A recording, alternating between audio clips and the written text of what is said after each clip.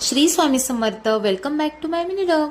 दिवसाची सुरुवात झाली होती. आदू इकडे ABCDची प्रॅक्टिस करतोय. मी लिहून दिलेली त्याच्यावरती तो गिरवत होता.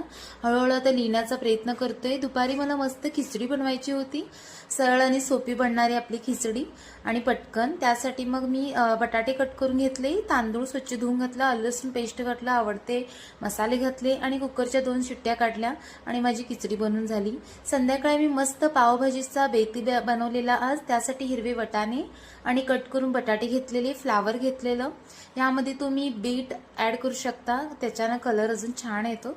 आणि त्यानंतर इकडे मी कांदा आणि टोमॅटो असं कट करून घेतले, ते थोडंसं तेलात परतून घेतली. यामध्येच आलं लसूण थोडंसं घातलं आणि याची पेस्ट बनवून घेतली.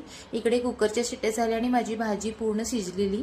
त्यानंतरला मी तेल गरम करायला ठेवली आणि त्यामध्ये हा मसाला घातला आणि तो छान परतून दिला. त्यानंतर पावभाजी मसाला घातलं, तिखट थोडं वगैरे घातलं आणि जे मी बनवलेलं कुकरला शिट्ट्या त्या ती भाजी शिजवलेली होती ना, ती यामध्ये टाकली आणि ती छानशी असं परतून घेतली आणि माझी झणझणीत मस्त पावभाजीकडे झालेली.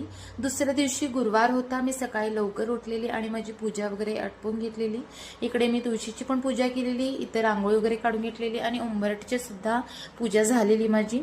त्यानंतर आतमध्ये मी स्वामींपुढे फळे वगैरे ठेवून घेतली, फुलं ठेवून घेतली आणि दिवाबत्ती वगैरे केलं. त्यानंतरला आम्ही दोघं उपासना केलो. आज आमचा उपवास असतो दोघांचाही. त्यासाठी खिचडी बनवली, चहा बनवला नाही कारण असंच म्हणजे सकाळच्या वेळेला चहा घेतला ना की पित्त होतं, त्यासाठी चहा नाही घेतला आज.